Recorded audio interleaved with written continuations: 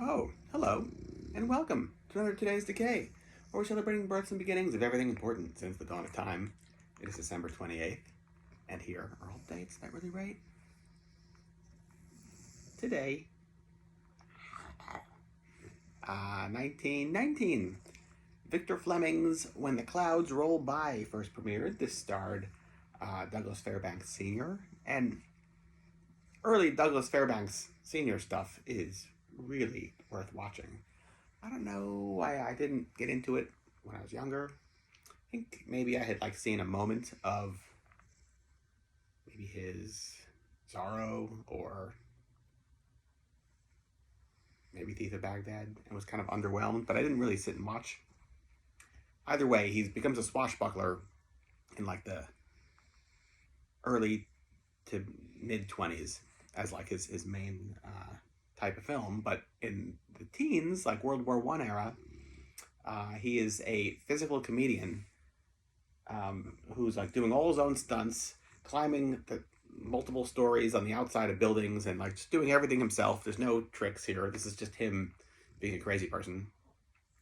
And it's really funny how it's the stories are really well constructed. This one in particular is basically a surrealistic masterpiece. He is a character. I don't remember the exact storyline, but the basic setup was he eats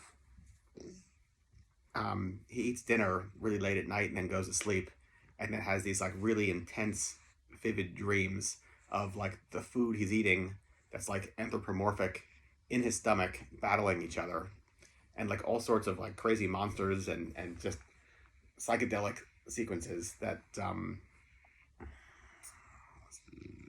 is not what you think you would see in 1919, that's for sure. Yeah. Yeah. So anyway, watch this film, When the Clouds Roll By. Really fun. Johnny Otis, born today, 1921. Rhythm and blues, early rock and roll band leader who championed all sorts of musicians in his band and released lots of great recordings. Yeah. 1932, in this day, Dorsey Burnett was born, 1/3 of the rock and roll trio with Paul Burleson and his brother Johnny Burnett.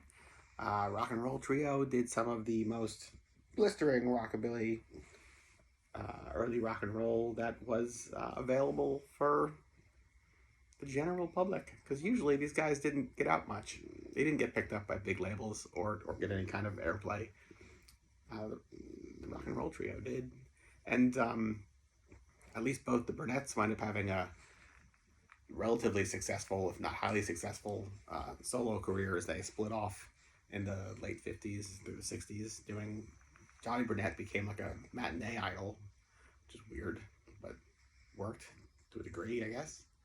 And Dorsey Burnett released a whole bunch of great rock and roll stuff until also, I think, kind of going in that direction as well, 60s